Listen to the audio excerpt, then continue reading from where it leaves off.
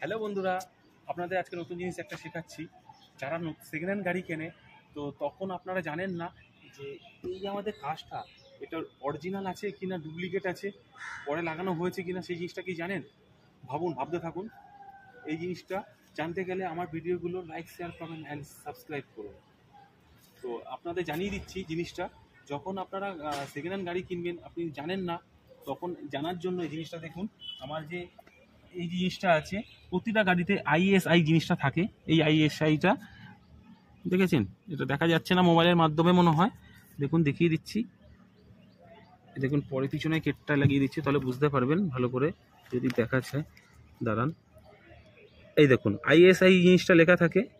এই যে আইএসআইটা প্রতিটা গাড়িতে থাকবে, আর যেই কোম্পানির গাড়ি সেই কোম্পানির লোগোটা থাকবে এটা।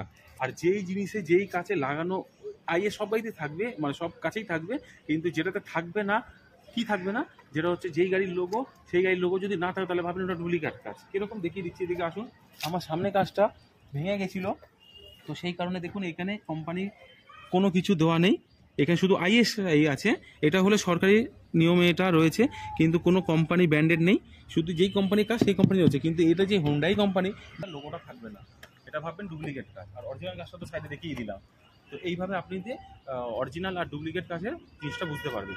এরকম টিপস অ্যান্ড ট্রিক্স জানার জন্য আমার ভিডিওগুলো ফলো অ্যান্ড সাবস্ক্রাইব করুন।